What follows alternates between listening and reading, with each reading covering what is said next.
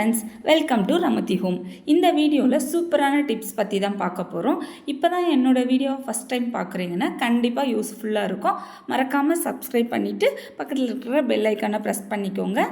ஏற்கனவே சப்ஸ்கிரைப் பண்ணியிருக்கிற எல்லா ஃப்ரெண்ட்ஸ்க்கும் ரொம்ப ரொம்ப தேங்க்ஸ். ஃபஸ்ட் ஒன் என்ன பார்த்தோம்னா, நம்ம எல்லார் வீட்லேயுமே சார்ஜ் ஏற்றுறதுக்காக ஃபோனுக்காக இருக்கட்டும் இல்லை லேப்டாப்புக்காக இருக்கட்டும் கண்டிப்பாக சார்ஜ் ஒயர் வந்து எல்லார் வீட்லேயும் இருக்கும். அதை வந்து நம்ம போடும்போது லைட்டாக மடியும் போது அதனுடைய ஒயர் வந்து விட்டு போயிடும்.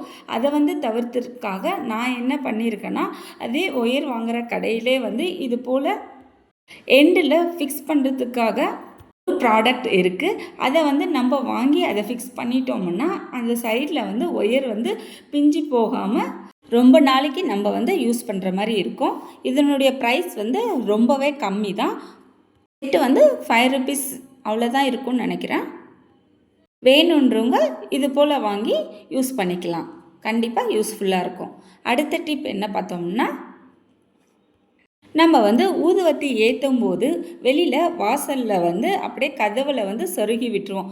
அது வந்து ஒரு சில டைமில் கீழே விழுந்துடும், ஒரு சில டைமில் சரியாகவே நிற்காது. அதுக்கு நான் என்ன பண்ணியிருக்கேன்னா, இது போல் வேஸ்ட்டான பெண்ணோட கேப் வந்து எடுத்துக்கலாம். எடுத்துக்கிட்டு டபுள் சைட் டேப் வந்து கொஞ்சம் ஃப்ளாட்டாக இருக்கிற மாதிரி கேப்பாக எடுத்துக்கலாம். அதுக்குள்ள வந்து டபுள் சைட் டேப்பை வந்து ஒட்டிட்டு அந்த கேப்பை வந்து நம்ம செவுத்தில் ஒட்டிட்டோம்னா ஒட்டிட்டு அதில் வந்து ஊதுவத்தி ஏற்றி வச்சுட்டு அந்த நெருப்பை அணைச்சிட்டு செவுத்தில் படாத மாதிரி அந்த ஊதுவத்தியை கொஞ்சம் தள்ளி வச்சிடுவோம். இது போல் வச்சா ரொம்பவே ஸ்ட்ராங்காகவும் இருக்குது. ஊதுவத்தி வந்து எங்கேயும் கீழவும் விழாது. அது வந்து ஃபினிஷ் ஆனதும் மேலே குச்சி இருக்கிறதுனால அது பிளாஸ்டிக் வந்து மெல்ட் ஆகிறதுக்காக சான்ஸ் வந்து இல்லவே இல்லை.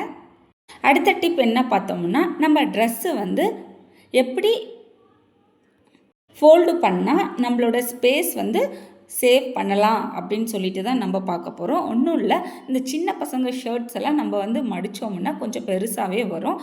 அதனால் இது போல் மெத்தடை வந்து நம்ம ஃபாலோ பண்ணி மடித்து வச்சோம்னா நம்மளுடைய இடம் வந்து ரொம்பவே ஆகும். ஒரு 5 துணி வைக்கிற இடத்துல வந்து நம்ம ஒரு 10 துணி போல் கண்டிப்பாகவே வைக்கலாம். இது போல் மடித்தோம்னா ஷர்ட்டை வந்து ஃப்ளாட்டாக போட்டுப்போம். ஃப்ளாட்டாக போட்டுட்டு நான் வச்சிருக்கிற பக்கமே வச்சுட்டு இது போல் மடித்து பாருங்கள். ரொம்பவே நல்லாவே அழகாகவே மடிச்சிடலாம். கண்டிப்பாக ட்ரை பண்ணி பாருங்கள். எனக்கு வந்து இது வந்து ரொம்பவே யூஸ்ஃபுல்லாக இருக்குது. நல்லா ஸ்பேஸும் வந்து நிறையவே சேவ் ஆகுது.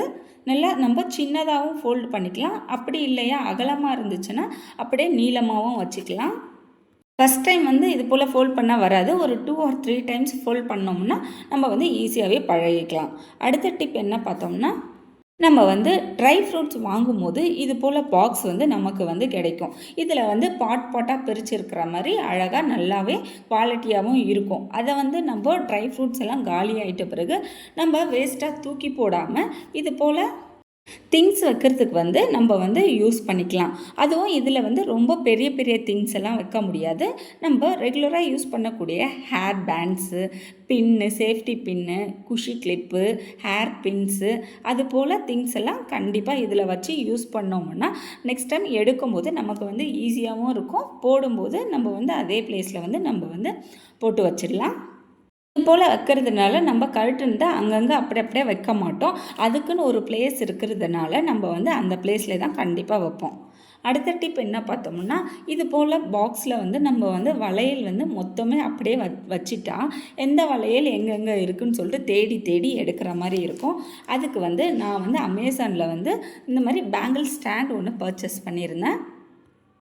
ஸ்டாண்டே வந்து நிறைய டைப்ஸில் இருக்குது. பெஞ்சு மேலே வைக்கிற மாதிரியும் ஸ்டாண்டும் இருக்குது. அது வந்து வைக்கிறதுக்கு வந்து இடம் வந்து எக்ஸ்ட்ரா தேவைப்படும். அதனால தான் நான் இது போல் சூஸ் பண்ணேன். இது போல் வாங்கினோம்னா நம்ம வந்து வாலில் வந்து அழகாக மாட்டி வச்சுக்கலாம். மாட்டிட்டு தனித்தனியாக வளையல் வந்து கலர் கலராக பிரிச்சுட்டு நம்ம வந்து ஒரு கொக்கிலையும் நம்ம வந்து மாட்டி வச்சுக்கலாம். அடுத்த முறை எடுக்கும்போது எந்த பேங்கிள் வேணுமோ அந்த கலர் வந்து ஈஸியாகவே எடுக்கிறதுக்கு வந்து ரொம்பவே யூஸ்ஃபுல்லாக இருக்குது. ப்ராடக்டோட குவாலிட்டியும் சூப்பராக இருக்குது. அடுத்த டிப் என்ன பார்த்தோம்னா, நம்ம எங்கேயாச்சும் ஊருக்கு போகும்போது நம்ம வந்து பூட்டிட்டு அப்படியே வந்து சாவியை வந்து ஹேண்ட்பேக்கில் அப்படியே போட்டுடுவோம். ஆனால் திரும்பவும் லாக் ஓப்பன் பண்ணுறதுக்காக அந்த கீயை வந்து நம்ம வந்து தேடுறது வந்து ரொம்பவே கஷ்டம்.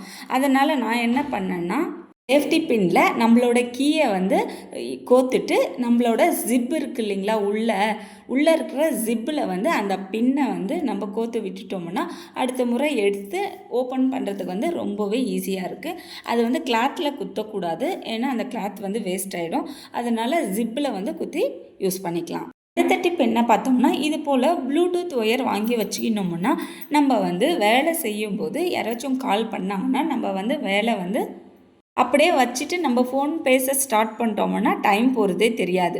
அதுக்கு இது போல் ப்ளூடூத் ஒயர் வந்து இருந்துச்சுன்னா நம்ம வந்து அதை போட்டுகிட்டே நம்ம வந்து செஞ்சோம்னா டைம் போகிறதே தெரியாது, வேலையும் முடிஞ்ச மாதிரி இருக்கும், அவங்கக்கிட்டேயும் பேசின மாதிரி இருக்கும்.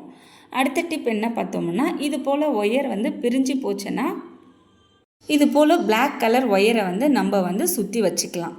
நெக்ஸ்ட் டிப் என்ன பார்த்தோம்னா, இது போல் நான் வந்து தாளிக்கிறதுக்காக தனியாக ஒரு டப்பாவும், மிளகாத்தூள், தனியாத்தூள், மஞ்சள் தூள் அதுக்காக தனியாக ஒரு டப்பாவும் யூஸ் பண்ணுறேன். இது போல் யூஸ் பண்ணும்போது நம்மளுடைய வேலை வந்து சீக்கிரமாகவே முடிஞ்சிருது. நம்ம காலையில் சமைக்கும் போது டப்பாவாக நம்ம சைடில் வந்து அடுக்கி வைக்க வேண்டிய அவசியமே இல்லை. நான் வந்து இது போல் யூஸ் பண்ணாததுக்கு முன்னாடி மிளகாத்தூள் தனி டப்பாவில் இருக்கும், மஞ்சள் தூள் தனி டப்பாவில் இருக்கும், தனியாத்தூள் தனி டப்பாவில் இருக்கும். எல்லாமே தனித்தனியாக இருக்கிறதுனால எல்லா டப்பாவுமே பக்கத்தில் எடுத்து வச்சா அதுவே எடுத்து வைக்கிறதுக்காக அதுவே ஒரு பெரிய வேலையாகவே இருந்துச்சு. இது போல் யூஸ் பண்ணும்போது நம்மளோட 2 பாக்ஸ்லேயே வந்து முடிஞ்சிருது. நம்மளுடைய இடமும் வந்து நிறையாவே ஸ்பேஸ் வந்து சேவ் ஆகுது. இது 2த்துலையுமே முடிஞ்சிருது. பருப்பு ஐட்டம்ஸ் எல்லாம் இது போல் டப்பாவில் வந்து நான் வந்து ஸ்டோர் பண்ணி வச்சுருக்கிறேன். அதனால் வந்து ரொம்பவே கம்மியான ஸ்பேஸ்லேயே வந்து நம்ம வச்சுக்கலாம். அடுத்த டிப் என்ன பார்த்தோம்னா, நம்ம சிங்க்கு பக்கத்தில் வந்து இது போல் ஒரு ஸ்டாண்டை வந்து ஃபிட் பண்ணிட்டோம்னா நம்ம கீழே வச்சுருக்கக்கூடிய பாத்திரம் கழுவுற சோப்பு அது எல்லாமே வந்து அது மேலே வச்சிட்டோம்னா நல்லா நீட்டாகவே இருக்கும். அடுத்த டிப் வந்து இது போல் க்ளோஸ் பண்ணுற மாதிரி டஸ்ட்பின் வாங்கி வச்சுக்கிட்டோம்னா நம்ம வந்து ஃப்ரூட்ஸ் தோல் அது போல் போடும்போது நம்ம டஸ்ட்பினை சுற்றி வந்து பூச்சி வந்து வர்றதுக்கு நிறைய வாய்ப்பு கம்மி. அது வந்து ரொம்பவே நீட்டாக இருக்கும். அடுத்த டிப் என்ன பார்த்தோம்னா, தக்காளி ரேட் வந்து கம்மியாக இருக்கும் போது இது போல் செஞ்சு வச்சுக்கலாம். என்ன செய்யலான்டா, நல்லா பழுத்த தக்காளியாக வந்து ஒரு கிலோ போல் எடுத்திருக்கேன். அதை வந்து நல்லா கழுவிட்டு தொடச்சி வச்சுக்கலாம். அடுத்து வந்து நம்ம கழுவி வச்சுருக்கிற தக்காளியை சின்ன சின்ன பீஸாக வந்து நம்ம வந்து கட் பண்ணி எடுத்துக்கலாம். இதுக்கு வந்து ரொம்ப நல்லா கலராக இருக்கிற தக்காளி இருந்தால் ரொம்பவே நல்லாயிருக்கும். இருக்கிறத மட்டும் லைட்டாக எடுத்துட்டு நம்ம வந்து தக்காளியை சின்ன சின்னதாக கட் பண்ணி எடுத்து வச்சுப்போம். அடுத்து என்ன பண்ணலான்னா, அடிகனமான பாத்திரத்தில் நம்ம கட் பண்ணி வச்சுருக்கிற தக்காளி எல்லாமே போட்டு நல்லா காய்ச்சி சுண்ட வர அளவுக்கு நல்லா வதக்கணும்.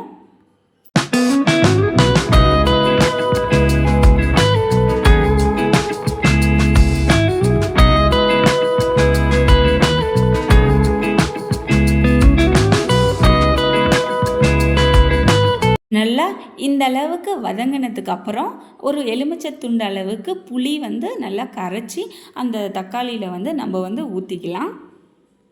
ஊற்றிட்டு அதையும் நல்லா கலந்து விட்டு நல்லா வதக்கி எடுத்துக்கலாம். எடுத்துட்ட பிறகு நல்லெண்ணெய் இருந்தால் நல்லெண்ணெயில் அழிச்சி வச்சுக்கலாம். அதுக்கு முன்னாடி கடுகு வெந்தயத்தை வந்து நம்ம லைட்டாக வறுத்துட்டு அதை வந்து பொடி பண்ணி வச்சுக்கலாம். பொடி பண்ணி வச்சுட்டு அதுக்கப்புறம் தாளித்து ஊற்றினோம்னா சுவையான தக்காளி ஊறுகாய் வந்து ரொம்பவே அருமையாக இருக்கும். தக்காளி ரேட் கம்மியாக இருக்கும்போது ட்ரை பண்ணி பாருங்கள். தேங்க்யூ.